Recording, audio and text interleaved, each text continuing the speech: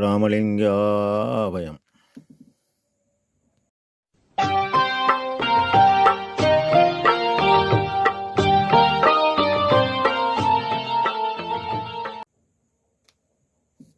அருட்பெரும் ஜோதி அருட்பெரும் ஜோதி தனிப்பெரும் கருணை அருட்பெரும் ஜோதி எல்லா உயிர்களும் இன்புற்று வாழ்க. வள்ளல் மலரடி வாழ்க வாழ்க. திருச்சிற்றம்பலம். அருட்பெருஞ்சுதி ஆண்டவரின் பரிபூர்ண அருளை பெற்ற அருட்பிரகாசம் பெருமானின் திருவடிகளை மனமொழிமையால் போற்றி பணிகின்றேன் தயவுடன். நாம் செய்த செயலின் நுழைவாக இன்ப துன்ப அனுபவங்கள் யாவும் வந்து கொண்டே உள்ளது. அவ்வாறு துன்பமடையாமல் எல்லா உயிரும் இன்பமாக வாழ எண்ணி நாம் செயல்பட்டாலே நமக்கு ஆன்ம லாபம் கூடும். தற்சமயம் அமெரிக்கா இஸ்ரேல் சேர்ந்து ஈரானை தாக்கி, இந்த ஈரான் உலக நாடுகளை தாக்கி இப்பொழுது பேரழிவை சந்தித்து கொண்டு வருகிறது. சாதாரணமாக எங்கேயோ சண்டை நடப்பதற்கு இங்குள்ள மக்கள்கள் ஒரு சாதாரண டீயை 7 ரூபா வித்தட்டி 15 ரூபாய்க்கு விற்கிறது. இவ்வாறே போனால் உலக மக்கள் ரொம்ப இன்னல் படுவார்கள். எனவே இந்த போரை நிறுத்தி எல்லா உயிரும் இன்பமாக வாழ அருள் புரிய வேண்டும். தனிப்பெருங்கருணை தெய்வமே தயவு புரியுங்கள். அருட்பெருஞ்சோதி அருட்பெருஞ்சோதி தனிப்பெருங்கருணை அருட்பெருஞ்சோதி. நம் பெருமான் திருவருட்பேறு என்ற தலைப்பில் 9வது பாடலில் நானே தவம் புரிந்தேன், நானே களிப்படைந்தேன், தேனே எனும் அமுதம் தேக்க உண்டேன், ஊனே ஒளிவிளங்க பெற்றேன், உடையான் இணைத்தான், அழிவிளங்க தூக்கி அணைத்தான் என இப்பாடலை பதிவு செய்கின்றார். நம் பெருமானை இறைவன் யோகஞானம் பயில சொன்னதாக நடராஜபதி மாலை 24ஆம் பாடலில் நம் பெருமான் பதிவு செய்கின்றார்.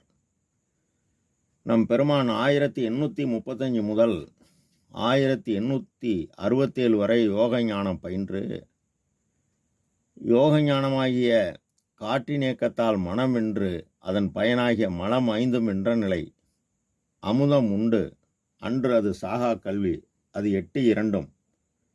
8 என்பது ஆன்மா அகரம் காந்த ஆற்றல், 2 என்பது மனம் உகரம் வெப்ப ஆற்றல், இது மூலாதார ஒளி. இதனை தவத்தால் மகர மெய்யான உடலில் சேர்த்துவிட்டால் முத்தி நிலை அல்லது சித்தி நிலை. இந்த தவத்தால் ஞானமை சித்தி நிலையாகிய மரணமிலா பெருவாழ்வு அடைய முடியாது என்பதை அறிவால் அறிந்து, இறைவனிடம் நீ எங்கே இருக்கின்றாய், உன்னை நான் எவ்வாறு அடைவது என பகரடுகிறார் நம் பெருமான். 3351ஆம் பாடலில் அழியே அன்பர் அன்பே நல் அமுதே சுத்த அறிவான வெளியே, வெளியில் இன்பனிடம் புரியும் அரசே, விதி ஒன்றும் தெளியேன். விதி என்பது காற்றின் இயக்கம், மதி என்பது ஒளி இயக்கம். மேலும் 3360வது பாடலில் முன்னால் என்னை ஆட்கொண்டாய், ஆனால் இப்போது மறைக்கின்றாய், நான் என்ன செய்வேன் என 3361ஆம் பாடலில் எந்த வகை செய்தீர் கருணை எந்தாய் நீதான் இறங்குவையோ அந்த வகையை நான் அறியேன், அறிவிப்பாரும் எனக்கு இல்லை, இந்த வகை ஐயோ இங்கு நான் இருந்தால் பின்னர் என்ன செய்வேன், அந்த வகை அற்றவர் உள்ளத்தே நடிக்கும் உண்மை பரம்பொருளே என இறைவனிடம் விண்ணப்பம் செய்த வண்ணம் இருக்கிறார். இறைவன் தனி இன்ப விளக்க உண்மை பதியாகிய இறைவன் நம் ஐயாவுக்கு 133 நடராஜர் அலங்காரத்தில் பதில் கூறுகிறார். ஆடும் கருணை திருநடத்தீர், ஆடும் இடம்தான் யாது என்றேன், பதில் பாடும் திருவும் சௌந்தரமும் பழமும் காட்டும் இடமென்றார். கேள்வி நாடும்படி அருள் என்றேன், பதில் நங்காய் முன்பின் ஒன்றாய் ஈடுடைய உந்திய பல் நடுவுளதாய் என்றார் தோழீர் இவர் வாலி.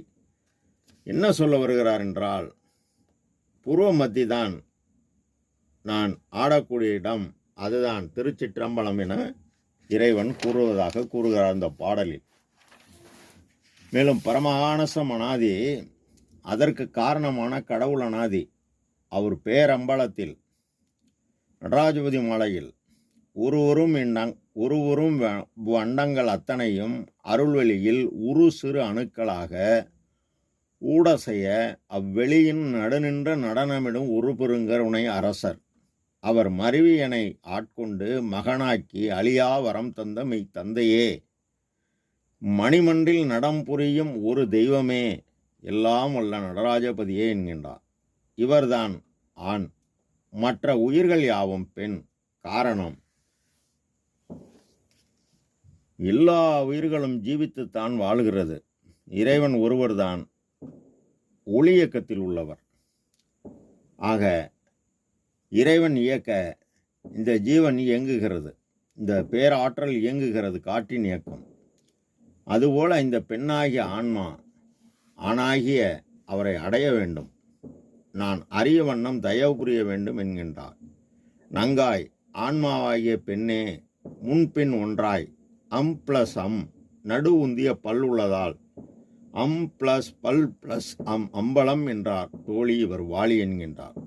பாடும் திருவும் சௌந்தரமும் பழம் காட்டுமிடம் என்றார். எவ்வாறு பார்ப்பது? பாடும் மனதில் செயல்பாடு, திருவும் என்றும் அழியா நிலை, சௌந்தரம் அழகு ஒளி, பழம் நீ பெற்ற ஆற்றல். உன்னை இறைவன் எல்லாருக்கும் பொது. அவர் ஆன்ம அணுவில் சிற்பொதுவாகிய எட்டம்பலமாகிய தலைவுள் வெப்ப ஆற்றலாகவும் காற்று காந்த ஆற்றலாகவும் உள்ளார். இது இரண்டாவது பொது. மூணாவது, எல்லா உயிருக்கும் இறைவனால் வழங்கப்பட்ட உபகார கருவி பசி பொது. இது வெப்ப ஆற்றலாக உள்ளது. எல்லா உயிரும் இறைவன் விளங்குகிறார் என்ற உணர்வுடன் அறிவு செயல்படணும். நம்முடைய வெப்ப ஆற்றல் ஆன்மாவுடன் காந்த ஆற்றலுடன் இணைய பாடும் நாம் பசித்த இலைகளின் பசியை போக்கும் பரோபகார செயல் செய்ய நமக்கு வெப்ப ஆற்றல் கூடுகிறது.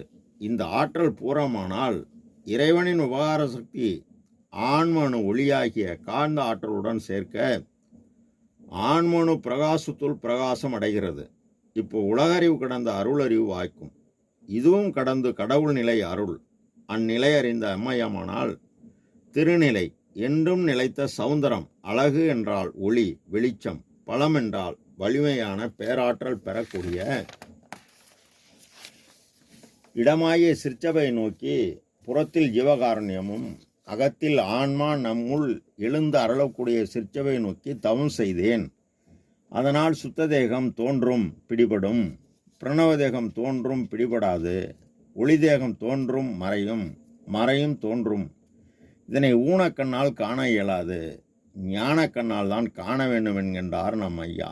நானே களிப்படைந்தேன். களிப்பு என்பது பேரின்பம். அருள் எனும் கடவுள் தெய்வம், அருள் சக்தி எனும் பேராற்றலும் கூடியது. அதனால் எக்காலத்தும் எவ்விடத்தும் எவ்விதத்தும் எவ்வளவும் தடைபடாத பேரின்ப சித்தி பெருவாழ்வு பெற்று நம் ஐயா தயவு நெறியை பரப்பிக் கொண்டுள்ளார். இதுபோல் நீங்களும் பெறுவதற்கு யாதொரு தடையும் இல்லை. அஞ்ச வேண்டாம், இது சத்தியம் என உலகோர் உய்ய வழிவகை கூறுகிறார். தேனே எனும் அமுதம் தேக்க உண்டேன். தேக்குதல் என்பது நிலை பெற்று இருக்க. இது தயவால் இறைவன் வழங்குவது. காற்றின் இயக்கமாகிய பராபரையிலும் அமுதம் உண்டு, அது அனுத்தியம். ஒளி இயக்கமாகிய பெருவெளியில் அமுதம் உண்டு, நித்தியமாய் உள்ளார். இதனை அகவலில் நம்முடைய தயவால் அருளொளி அடைந்தனை, அருளமுதுண்டனை, அருள்மதி வாழ்கவென்று அருளிய சுகமே எனவும் தன் இறை அக அனுபவத்தை கூறுகிறார். மேலும் அருட்பாவில் ஊனே ஒளி விளங்க பெற்றேன், ஊன இந்த உடம்பே ஒளி தேகமாக பெற்றேன். இதனை நாம் விளங்க புத்திய மலப்பினி புழுக்கும் உடம்பைதான் சித்தியல் சுத்த சன்மார்க்க சேர்ப்பினால் நித்தியமாகிய நிகழும் என்பது சத்தியம் சத்தியம் சகத்துள்ளீர்களே எனவும் வானாகி வானடுவே நிலை பெற்ற ஒளியதனிலே தானாகி வானாகி சன்மார்க்கர்கள் உள்ளிருந்த தேனாகி தெல்லமுதாய் தித்திக்கும் தேவே நீ யானாகி என்னுள் இருக்கின்றாய் என்னே என்ன என்கின்றார் நம் பெருமான். உடையான் தனித்தலைமை பெரும்பதியாகிய இறைவன் எனைத்தான் அழிவிலங்க, அழி என்பது அன்பு, அருள், தர்மம் விளங்கி நம்மை காப்பாற்ற அவரிடம் அன்பும் உயிர்கள் பால் தயவும் கொண்டு பாடுபடுவோர் யாராக இருந்தாலும் எல்லையில் பிறப்பெனும் இருங்கடல் கடத்தி அல்லலை நீக்கி நம்மளுக்கு அருள் புரிவார் நம் பெருமான் ராமலிங்கா அபயம். திருச்சிற்றம்பலம்.